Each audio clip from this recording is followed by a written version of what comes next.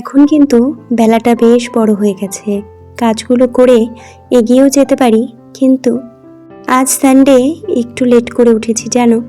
প্রতিদিন কিন্তু আমাদের শরীরে একই রকম এনার্জি থাকে না, কখনো কখনো একটা ক্লান্তি আমাদের শরীরে থেকেই যায়। ভাবলাম আজ সানডে তোমাদের দাদাভাইয়ের ছুটি থাকে, আজকে অত তাড়াহুড়ো নেই, ধীরে সুস্থে সমস্ত কাজগুলো করতে পারি।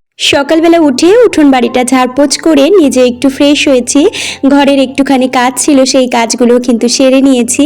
মা মাছ কাটতে বসেছে, আর একটু চা খেয়ে আজকে একটু ঘুগনি বানাবো।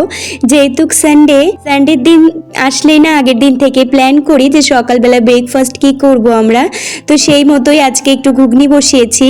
আজকে পাট শাক রান্না করব, এখনই কিন্তু পাট শাকটা খেতে বেশ ভালো লাগে। তোমাদের দাদাভাই গেছিল বোনের বাড়িতে, ওখান থেকে একটু মাছ মানে পুকুর থেকে ধরে এনেছে, তার সাথে একটু লাল আলু এনেছে, আজকে একটু টক করব যেহেতু জ্যান্ত মাছ। আর ওদিকে কিছুটা সবজি ফ্রিজে রেখে আমি স্নান করে পুজোটা সেরে চলে এসেছি রান্না করার জন্য। আজকে এই যে বাটা মাছ এনেছে, যেহেতু একটু বড় সাইজের বাটা আনলেই কিন্তু তখন আমার সর্ষে বাটা করতে বেশি ভালো লাগে। ওদিকে ভাতটাও বসিয়ে দিয়েছি, আর এদিকে বাটা সর্ষেটাও কিন্তু হয়ে গেছে। পাট শাক দিয়ে ল্যাঠা মাছ দিয়ে করব, সাথে কিন্তু ভেন্ডি মিষ্টি আলু এটা দিয়ে ছোট মাছ দিয়ে রান্না করব। এটা কিন্তু আমার শাশুড়ি মার বাপের বাড়ির দেশের রান্না বাড়ি সেরে দুপুরবেলা সবাই মিলে একসাথে খাওয়া দাওয়াটা